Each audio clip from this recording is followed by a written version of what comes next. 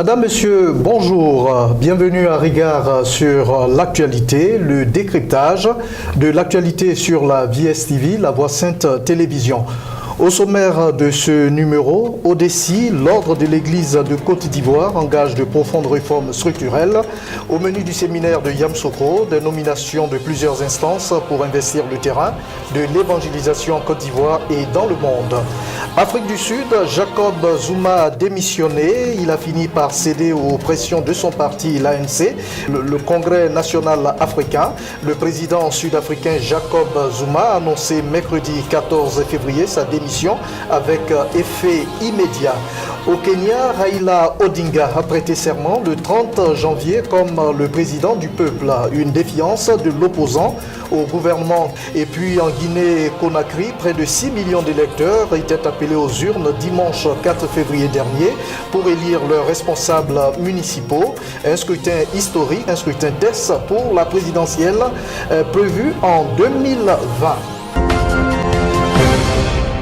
Nous le disions à l'entame de cette émission, l'ODECI, l'Ordre de l'Église de Côte d'Ivoire, se prépare pour des actions de grande envergure en Côte d'Ivoire et dans le monde.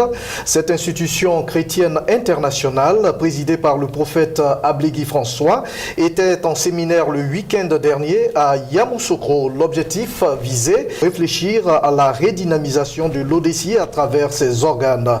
Et dans cette perspective, de nouvelles instances ont été nommées et ont reçu leur feuille de route, suivant le reportage de notre envoyé spécial Alain Boisbré. Après le séminaire de Dabo, relatif à la relance de ses activités il y a quelques mois, l'Ordre de l'Église de Côte d'Ivoire a engagé de nouvelles réformes et procédé à une profonde restructuration. C'est dans le même élan que cette institution évangélique a convié ses membres, venus des 4 coins du territoire national, à un séminaire à Yamoussoukro du 9 au 10 février 2018. Objectif: asseoir une nouvelle approche stratégique pour une institution plus dynamique. Les séminaristes ont en effet réfléchi à l'organisation et au fonctionnement des structures qui composent l'ODECI.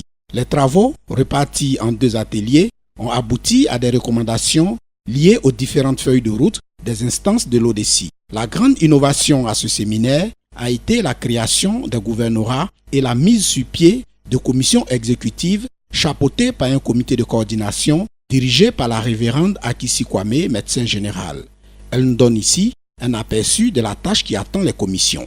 Nous pensons qu'à partir de maintenant, nous allons nous mettre au travail parce que chaque commission va nous donner son plan d'action. Et je pense qu'à partir de la fin de février, du mois de février, nous allons commencer les activités sur le terrain. Tous les groupes se sont bien comportés. C'est une équipe solide que le président, le prophète Ablégui a mis sur le territoire national afin de rehausser la dignité des hommes de Dieu sur le terrain pour qu'ils puissent prendre en charge et prendre en charge l'Église dont ils sont responsables afin que la dignité de l'Église, des membres de l'Église et que change et que l'Église ait une voix dans cette nation. Au thème des 2 jours de réflexion, le président de l'Ordre de l'Église de Côte d'Ivoire, le prophète Ablégui François, a fait connaître le nouvel organigramme avant d'appeler les uns et les autres à s'investir entièrement dans l'œuvre de Dieu, mais aussi à travailler constamment pour le relèvement de la dignité des serviteurs de Dieu. Bonjour, docteur Noël Bessou. Bonjour, monsieur Ibo.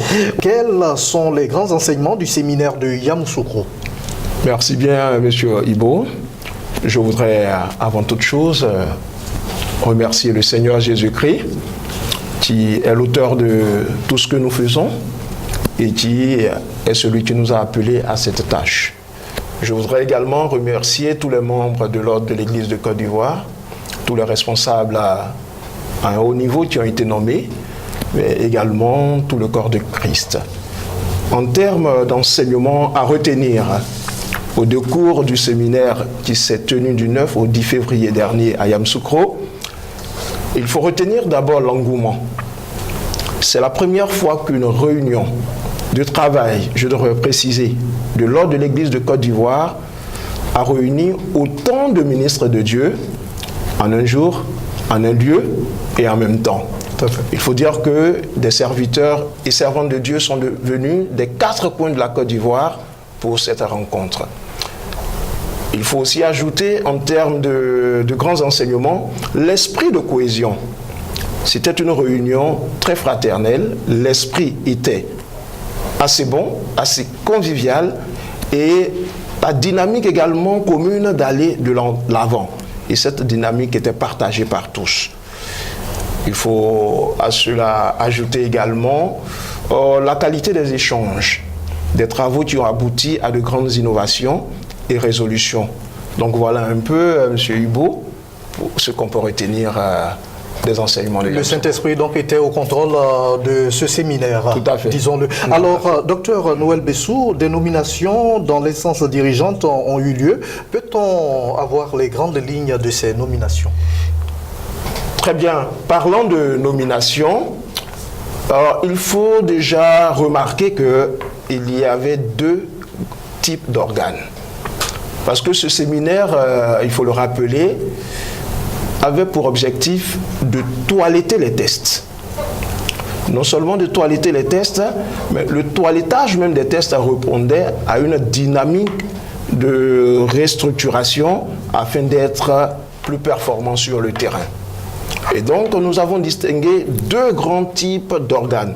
Les organes permanents, que sont le Grand Parlement, qui est l'organe suprême de l'ordre de l'Église de Côte d'Ivoire, ODECI, le Bureau de l'ordre, qui lui-même est composé du président de l'ordre des Églises de Côte d'Ivoire et de ses adjoints, qui sont les présidents des ordres ministériels. Troisièmement, la conférence des ordres, qui réunit l'ensemble des présidents des ordres spécifiques, à savoir ordre des prophètes, ordre des apôtres, ordre des docteurs, ainsi de suite. Ensuite, le comité de coordination, qui est la cheville ouvrière. Donc l'instance de travail, n'est-ce pas, de l'ordre de l'Église de Côte d'Ivoire, qui est censée mettre tout ensemble et œuvrer pour que les dispositions, les résolutions et tout ce qui participe de cette réforme et de restructuration, n'est-ce pas, soient traduits en actions concrètes sur le terrain. Et enfin, le gouvernorat de zone. Les organes non permanents ou spécialisés concernent les commissions. Donc, des nominations ont été faites au titre des organes permanents et aussi au titre des organes non permanents. Alors, comment s'est opérée donc la nomination de ces organes-là? Peut-on en avoir un peu un éclairage? Il faut dire que le président de l'ordre de l'Église de Côte d'Ivoire, qui est un poste permanent et qui est occupé par le prophète Abedji, voilà, a procédé à des restructurations. Lesquelles restructurations ont abouti à des nominations au poste des ordres spécifiques. Donc nous avons eu l'ordre des apôtres, qui a échu à l'apôtre Séry Victor, l'ordre des prophètes, qui est échu au prophète Aka Georges, l'ordre des docteurs, dont la responsabilité est revenue au docteur Nyamba Tiao, l'ordre des pasteurs, qui, bien entendu, est chapeauté par le pasteur Zamblé Germain, l'ordre des évangélistes, par l'évangéliste Kwame Paulin, l'ordre des anciens, qui est, bien entendu, occupé par l'ancien Ponté Keletigui. Quelque chose aussi qui a marqué notre attention, le gouvernorat. C'est quoi encore cette nouvelle nomination, ce nouvel organe? Tout à fait. Oui. Alors donc, au titre de cette restructuration, l'ordre de l'Église s'est donné pour ambition une meilleure représentativité sur le terrain. Cela veut dire quoi? Cela veut dire que partout en Côte d'Ivoire, même dans le hameau le plus reculé, si un pasteur, un ministre de Dieu ou un membre quelconque de l'église évangélique ressortissant de l'ordre de l'église de Côte d'Ivoire a un besoin, il faut que l'ordre soit capable de répondre. Alors donc, nous avons divisé le pays en 2 grandes zones.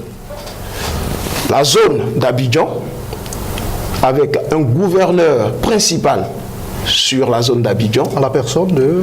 Le gouverneur principal d'Abidjan est le révérend Tembo Kumbo Da.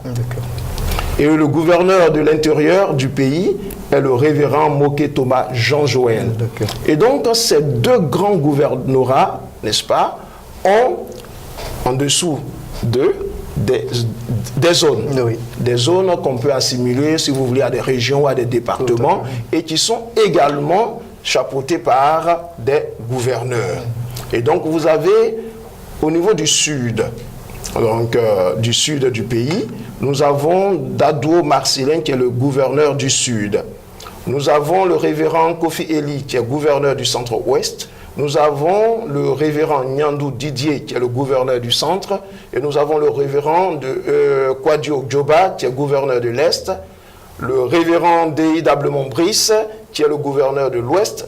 Et le révérend Adjoumani Yao Basile, le gouverneur du Nord. D'accord, nous y reviendrons, docteur Noël Bessou. Il est clair qu'il s'agit là d'une grande redynamisation qu'engage l'ODECI sur lesquels des principes aujourd'hui à prendre en compte. Alors, il faut dire que l'ODECI s'inscrit dans une nouvelle dynamique. Cette dynamique veut épouser les enjeux et les réalités du moment. Par rapport donc à ce challenge, il appartenait à l'ordre de toiletter ces tests, de créer des organes, de les mettre au goût du jour et de nommer des personnes capables, n'est-ce pas, d'être des figures de proue de l'action que nous voulons mener au profit de l'Église en Côte d'Ivoire à la tête de ces structures. Et maintenant, ce qui suivrait au décours de tout cela, c'est de finaliser, n'est-ce pas, le contenu des commissions techniques et spécialisées et élaborer également le plan d'action global de l'ordre de l'Église de la Côte d'Ivoire. Alors, quelles seront en principe, en priorité, les actions de l'ODECI en 2018 ? Alors, en 2018, la priorité est de s'étendre sur l'ensemble du pays. Donc, on va dire la priorité numéro 1 de l'ordre de l'Église de Côte d'Ivoire, c'est d'occuper le terrain. Donc, un redéploiement sur le territoire national. Ensuite, il faut finaliser les tests organiques. Le statut et règlement intérieur s'entend. Donner un contenu technique aux commissions qui ont été créées pour harmoniser leur action, puis élaborer le plan d'action global qui va se décliner en de grands programmes, en des actions envers des autorités, envers le corps de Christ, envers le citoyen lambda, pourquoi pas, envers des partenaires institutionnels. Des actions donc de grande envergure sont attendues au cours donc de cette année 2018.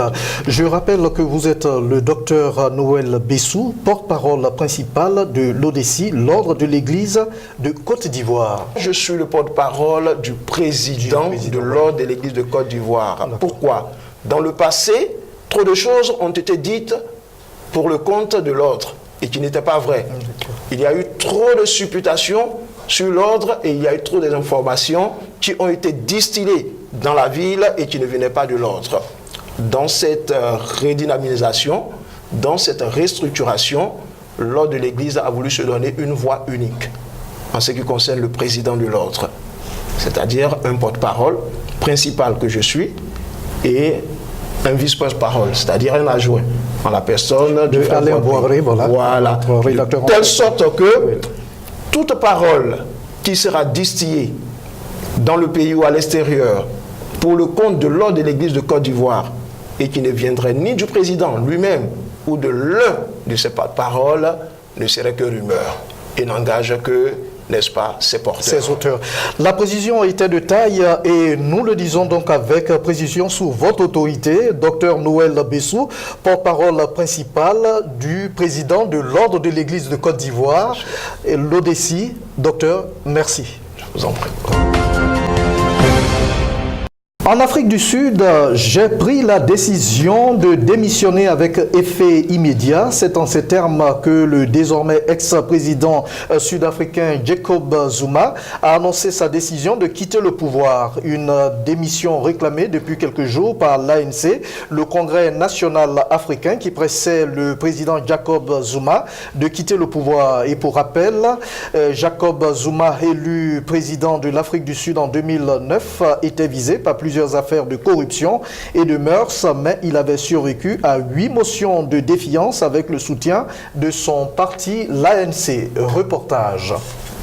Sa prise de parole était très attendue. Ce mercredi soir, Jacob Zuma a finalement annoncé sa démission avec effet immédiat. Il n'est donc plus président d'Afrique du Sud.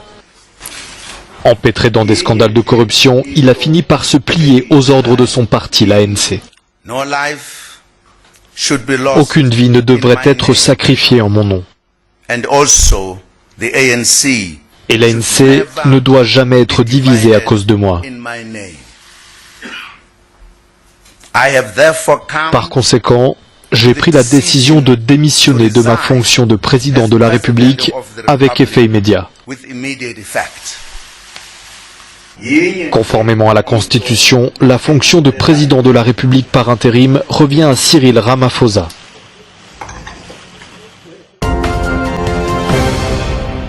Jacob Zuma, Florent, a fini par céder à l'ultimatum de l'ANC qui réclamait sa démission. On s'y attendait un peu, Florent Kwame?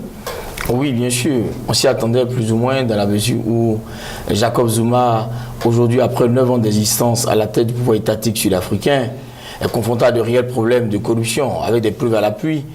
Et plusieurs fois, des actions ont été menées en justice, notamment les fonds pris au nom de l'État sud-africain pour pouvoir réaménager et réhabiliter sa propre résidence, pour lesquels on lui a demandé un remboursement systématique. Et le remboursement est en cours. Et au-delà de ces aspects, il y a même une grande famille sud-africaine basée. La famille Gupta. Oui. La famille Gupta, donc toute la fratrie est menée pour des actions non moins subversives en ce qui concerne des sorties d'argent ça et là avec le pouvoir étatique sud-africain. Et toujours est-il que le nom Jacob Zuma y est cité. Bref, donc les actions de corruption ne se comptent plus. Et aujourd'hui, Cyril Ramaphosa, qui est vice-président de l'ANC et vice-président de l'État sud-africain, il n'est pas un personnage qui apparaît comme un cheveu sur la soupe. Il connaît toute l'histoire de l'ANC. Il était un personnage le personnage le mieux aimé de tous ceux que Mandela avait à ses côtés. Il faut le dire. Il y avait Thabo Mbeki, il y avait Zuma lui-même qui a fait 10 ans de prison, Mandela en prison, à la prison de Robben Island. Mais il y avait aussi et surtout Cyril Ramaphosa, qui est puissant homme d'affaires, 65 ans, mais qui a marqué toute l'Afrique du Sud parce que quand il a senti que l'ANC ne voulait pas le présenter comme le successeur de Mandela, il s'est mis en retrait. Il a engagé sa activité professionnel, il a engagé sa activité qui concerne l'économie de l'Afrique du Sud, il a fait ses affaires et il est revenu après à la charge. Alors l'Afrique du Sud vient donc d'éviter une crise politique majeure, la transition va ainsi se mettre en marche, hein, on le sait. Cyril Ramaphosa vient donc de prêter serment, en tout cas pour les dernières informations que nous avons, et vous l'avez précisé, ce personnage déjà converti aux affaires, revenu en politique, Cyril Ramaphosa serait-il vu donc comme l'homme de la situation, entretenir donc la flamme militante au sein de l'ANC? Oui, c'est difficile de le dire, mais il faut préciser que Cyril Ramaphosa n'est pas un personnage nouveau dans le microscope politique sud-africain. On reconnaît que qui dit Cyril Ramaphosa a dit Mandela, a dit aussi Jacob Zuma. Ils ont travaillé, tout comme Thabo Mbeki, qui est parti de la tête de l'Afrique du Sud pour des actions de corruption. Motivé par qui? Par Zuma, motivé par qui? Par Cyril Ramaphosa. C'est ceux-là qui étaient contre Mbeki et qui étaient tenus de démissionner, comme aujourd'hui on demande à Jacob Zuma de démissionner, Manu Militari. Et il a fait, il a voulu tenir. On lui a dit non, sinon on fera faire un vote par défiance et l'Assemblée nationale va t'humilier, tu seras traîné dans la boue.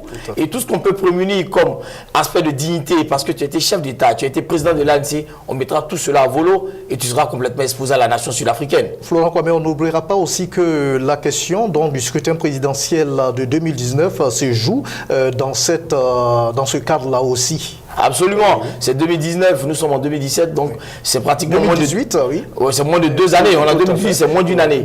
Voilà, donc en 2017, les élections ont lieu, on aurait permis à Zuma de rester là, c'est ce qu'il souhaitait. Il a même demandé une rallonge jusqu'en juin. Cyril Ramaphosa lui a dit, il était favorable. Mais les caciques de l'ANC lui ont dit non. Et il fallait partir maintenant comme... En son temps, Mbeki est parti, sans crier gare. Mais cela dit, il faut préciser que l'Afrique du Sud fait partie de ces États émergents de toute l'Afrique. C'est un symbole pour toute l'Afrique. Et nous connaissons l'histoire de Zuma, on ne va pas revenir là-dessus.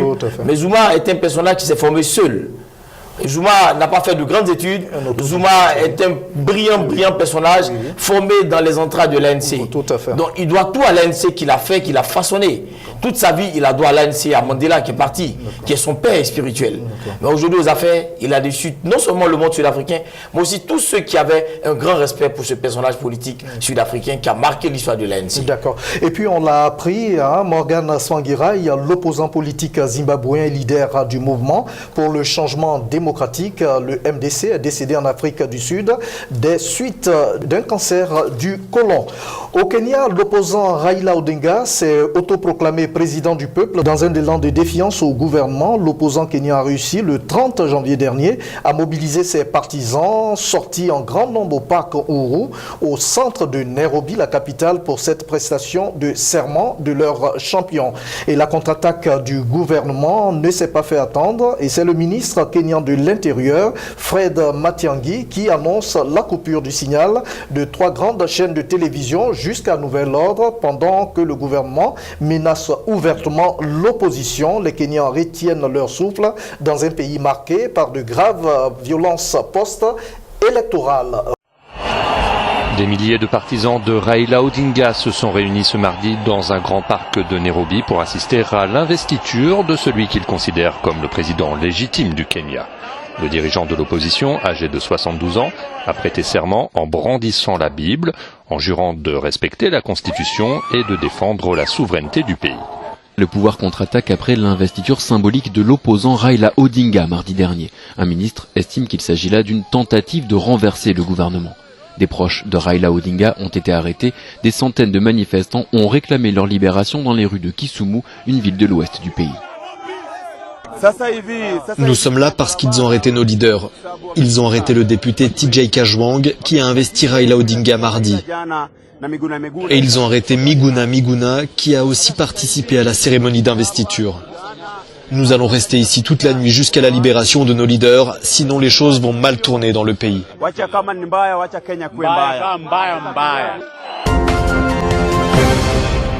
Cette investiture de Raila Odinga pose-t-elle une vraie question de légalité? Oui, ça pose une vraie question de légalité. Le pouvoir étatique, il est unique, il est un. On a l'instance suprême dans toute gestion d'élection, c'est le Conseil constitutionnel ou la Cour constitutionnelle. Nous avons l'exemple de la Côte d'Ivoire. Et aujourd'hui, en ce qui concerne le Kenya, elle est similaire. On a un Conseil constitutionnel et les juges constitutionnels sont au-dessus de toutes les instances en matière de justice. On estime que, qu'on le veuille ou non, Uhuru Kenyatta est la tête de l'État kenyan. Mais aujourd'hui, Raila Odinga estime que Uhuru Kenyatta n'a pas été élu, qu'il s'est maintenu de force de façon dictatoriale à la tête du pouvoir. Il n'y a que le peuple à qui appartient le véritable pouvoir, qui est souverain, qui doit manifester, qui doit emmener le président Uhuru Kenyatta à comprendre qu'il doit partir du pouvoir. Mais Raila Odinga ne lui revient pas d'aller créer un bicéphalisme à la tête de l'État kenyan, en permettant et en se donnant les moyens de pouvoir aller au centre, au parc Uhuru, aller organiser une cérémonie solennelle d'investiture comme chef d'État. C'est une défiance. C'est une vraie défiance. D'accord. Alors, il est à craindre l'escalade de la violence des phases post-électorales récurrentes au Kenya. La situation est-elle sous contrôle? Comparativement aux années précédentes, nous savons que le président Uhuru Kenyatta a été poursuivi devant la Cour pénale internationale. Il a été blanchi par la suite par manque de témoignages. Parce que les premiers témoins qui avaient voulu témoigner au dernier moment ont désisté. Et cela date de 2007, la crise post-électorale au Kenya. Et le Kenya ne veut pas rééditer cette histoire. Uhuru Kenyatta sait que les lanternes sont rouges et tout le monde le guette à distance. Voilà pourquoi ils ont permis simplement qu'aujourd'hui, cette proclamation, qu'on peut le dire, de pouvoir étatique de la part de Raila Odinga se fasse, comme s'il n'existait pas d'appareil répressif de l'État. C'est à dessein. Donc on l'a laissé faire. Ils ont déroulé le tapis rouge. Il s'est tout donné. Comme si on était un no man's land. C'est à dessein. On attendait une réaction d'Uhuru Kenyatta pour qu'on crie encore une fois de plus. Mais voilà, il rédit ses actions de 2007 pour que la machine internationale judiciairement parlant s'enclenche contre lui. L'élection municipale en Guinée-Conakry, 6 millions de Guinéens étaient appelés aux urnes le dimanche 4 février dernier pour choisir entre 29 554 candidats en lice pour 342 communes. Un scrutin historique car les élections, les dernières en Guinée, ont eu lieu en 2005 sous le régime du président Lassana Conté. Il s'agit d'un scrutin test qui intervient à 2 ans de la prochaine présidentielle en Guinée. Reportage. Le climat brumeux et une température qui affiche 27 degrés n'ont pas empêché la Guinée-Conakry de jouir des dernières heures de campagne électorale. Dans la rue, c'est la fièvre des élections. En effet, les Guinéens, après 12 ans d'attente, iront aux urnes ce dimanche pour élire finalement leur maire dans les 342 circonscriptions électorales que compte le pays. Des élus qui remplaceront les délégations spéciales à la tête des communes installées depuis l'arrivée au pouvoir du président Alpha Condé. Dans les quartiers généraux, c'est le branle-bas de combat pour les derniers réglages. Nous sommes ici dans le fief du président Cellou Dalein Diallo, candidat de l'UFDG. Il nous reçoit dans son bureau après avoir bouclé sa campagne à l'intérieur du pays. Ce samedi, l'Assemblée générale qu'il devait tenir a été annulée. Ses partisans dénoncent quelques failles du système. Le président a jugé nécessaire d'annuler l'Assemblée générale d'aujourd'hui. Et pour simple raison, puisque demain, il y aura l'élection. Alors jusqu'à présent, il y a des militants qui n'ont pas encore reçu leur carte d'électeur. Alors, d'autres aussi ont reçu leur carte d'électeur, mais ils n'ont pas identifié leur bureau de vote. Cellou Dalein Diallo qui affiche un air optimiste, c'est également le cas pour le camp du président Alpha Condé. La couleur du RPG arc-en-ciel est visible partout dans la capitale. Ses partisans en off se disent rassurés pour ces élections. 9 listes sont validées à Matam, 9 listes aussi à Kaloum, 9 listes validées également à Dixine, 16 listes à Ratoma et 17 listes à Matoto pour ce qui concerne la zone spéciale de la capitale guinéenne. On l'a senti, Florent Kwame, les Guinéens se sont mobilisés pour ces élections. Ils étaient près de 6 millions, nous l'avons dit. Les enjeux de ce scrutin étaient-ils bien réels? Oui, les enjeux sont bien réels parce que depuis 2005, il n'y a pas eu une élection communale en Guinée-Conakry. Et nous sommes vraiment surpris parce que le président Alpha Condé, qui est le président des instituts de l'Union africaine, qui se fait passer pour le plus grand baladeur de la démocratie dans le monde, n'est pas un exemple chez lui. C'est vraiment dommage pour la démocratie à l'africaine. Voilà, nous voyons que Cellou Dalein Diallo est massacré, il est échappé de peu à la mort. Ses partisans sont massacrés parce que l'UFDG, qui est son pouvoir, qui est son parti politique du moins, aujourd'hui égale le parti du président Alpha Condé au pouvoir. Et le RPG. Et le RPG a beaucoup de difficultés parce que l'UFDG semble prendre le dessus aujourd'hui à partir de tous les décomptes qui sont faits. Oui. Et on menace ouvertement, on loue des loupards, près de 1200 loupards, pour terroriser, indigner. Nous ne sommes plus dans une démocratie. D'accord. Alors, l'organisation de ce scrutin doit-elle être vue comme un bon sondage pour le RPG, le parti au pouvoir, à la présidentielle de 2020? Absolument. Je crois que cela devra emmener le président Alpha Condé à comprendre que le peuple guinéen n'est pas favorable à toutes les actions qui ont été menées depuis qu'il est à la tête du pouvoir. Il faut préciser qu'il est au thème de son dernier mandat. Et il doit partir. Et aujourd'hui, Cellou Diallo se pose comme le véritable opposant, qui est le chef de file de l'opposition guinéenne, il faut le dire, et qui semble dresser devant lui toute la voie pour atteindre le pouvoir étatique. Si lui également, il ne mène pas des actions subversives qui restent dans la droite de la démocratie, je crois qu'il a toutes les chances de bénéficier du suffrage universel du peuple guinéen. Et c'est la démocratie qui aura ainsi gagné en Afrique.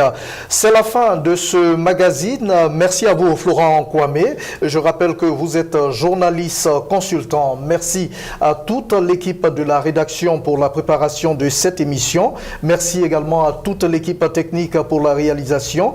À bientôt. Shalom.